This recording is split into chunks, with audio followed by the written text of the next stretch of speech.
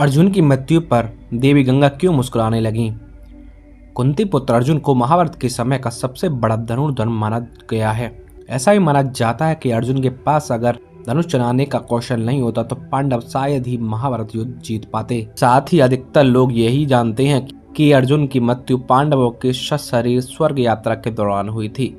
लेकिन दर्शकों, महाभारत में एक ऐसी भी कथा पढ़ने को मिलता है जिसमें बताया गया है कि अर्जुन की इससे पहले भी एक बार मृत्यु हो चुकी थी और देवी गंगा अर्जुन की मृत्यु पर मुस्कुराने लगी थी।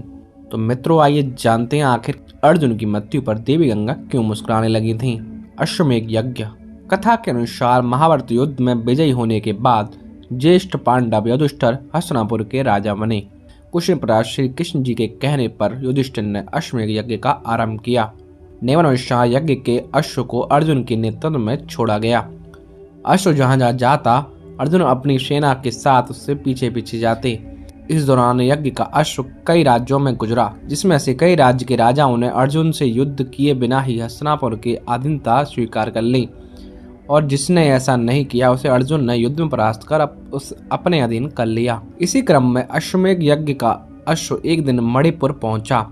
उस समय मणिपुर का राजा अर्जुन और चित्रगंधा का पुत्र बभ्रुवाहन था। बभ्रुवाहन ने जब ये सुना कि उसके पिता अर्जुन उसके राज्य में पधारे हैं तो वह उनके स्वागत के लिए राज्य की सीमा पर जा पहुंचा और अपने पिता अर्जुन को देखते ही वह उनके स्वागत के लिए आगे बढ़ा। लेकिन अर्जुन ने उसे रोक दिया।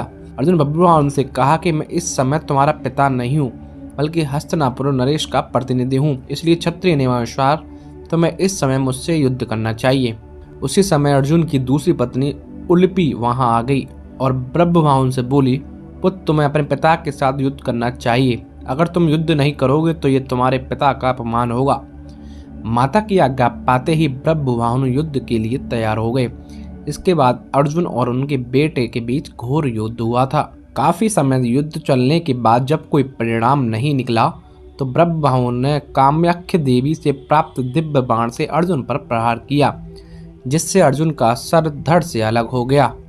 यह देख हस्तिनापुर की सेना में सन्नाटा पसर गया, क्योंकि युद्ध में बभ्रुवाहन ने अर्जुन से पहले भीम को भी परास्त कर दिया था। इधर यह बात जब श्री कृष्ण को पता चली तो तत्काल द्वारका से मणिपुर के लिए निकल पड़े। उधर अर्जुन की माता कुंती भी अर्जुन की मृत्यु की खबर सुनकर मणिपुर के लिए निकल पड़ी। मणिपुर पहुंचकर अर्जुन को धरती पर पड़ा देख श्री कृष्ण को गहरा धक्का लगा। तभी श्री कृष्ण ने देखा कि देवी गंगा अर्जुन की मृत्यु पर मुस्कुरा रही हैं। इतने में ही कुंती भी वहां पहुंच गई और अपने पुत्र के शव को गोद में रखकर विलाप करने लगी। कुंती को विलाप करता देख देवी गंगा से रहा नहीं गया और वह कुंती से बोली, हे कुंती, तुम व्यर्थ में रो रही हो, क्योंकि तुम्हारे पुत्र अर्जुन को उसके कर्मों का फल मिला है। मेरा पुत्र भीष्म इसे अपनी पुत्र की तरह स्नेह करता था, फिर भी इसने श्रीखंडी का सहारा लेकर मेरे पुत्र भीष्म का वध कर डाला। मैं भी उस समय ऐसे ही रो रही थी जैसे तुम आज अपने पुत्र के लिए रो रही हो।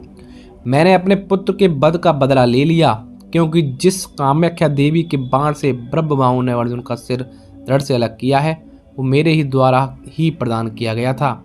देवगंगा के मुख से बदले की बातें सुनकर श्री कृष्ण हैरान हो गए और बोले, हे देवी, आप किस बदले की बात कर रही हैं?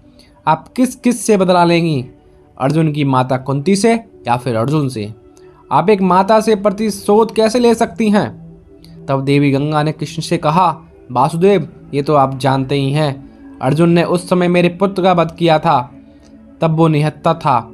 अर्जुन का ऐसा करना जब उचित था तो अर्जुन का वध उसी के पुत्र द्वारा करा, तो मैंने क्या गलत किया? तब श्री कृष्ण देवी गंगा को समझाते हैं कि अर्जुन ने जिस तरह से अपने पितामह का वध किया वो स्थिति स्वयं पितामह ने अर्जुन को बताई थी, क्योंकि पितामह जानते थे कि उनके होते हुए पांडवों का विजय असंभव था, इसलिए उन्होंने स्वयं युद्ध से हटने का मार्ग अर्जुन को बताया था। अर्जुन ने तो बभ्रुवाहन के प्रहारों को सिर्फ रोका है, स्वयं प्रहार तो नहीं किया। अर्जुन ने तो कामाख्या देवी द्वारा किए गए दिव्य बाण और आपका मान बढ़ाया है। कृष्ण के तर्क सुनकर गंगा दुविधा में पड़ गईं और श्री कृष्ण जी से इस दुविधा से बाहर निकलने का मार्ग बताने को कहा। तब जाकर श्री कृष्ण ने देवी गंगा से प्रतिज्ञा को वापस लेने को कहा। फिर देवी गंगा ने अर्जुन के सिर को धड़ से जोड़े जाने का रास्ता बताया। उसके बाद श्री कृष्ण ने अर्जुन की दूसरी पत्नी और ब्रह्मभानु की सौतेली माँ उलूपी से प्राप्त नागमणि द्वारा अर्जुन को जीवित कर दिया। दोस्तों आज की वीडियो के लिए इतना अच्छी लगी तो लाइक करें, कमेंट करें और शेयर करें, और चैनल पर नए हो तो चैनल को सब्सक्राइब करना बिल्कुल ना भूलें। जय श्री कृष्णा दोस्तों।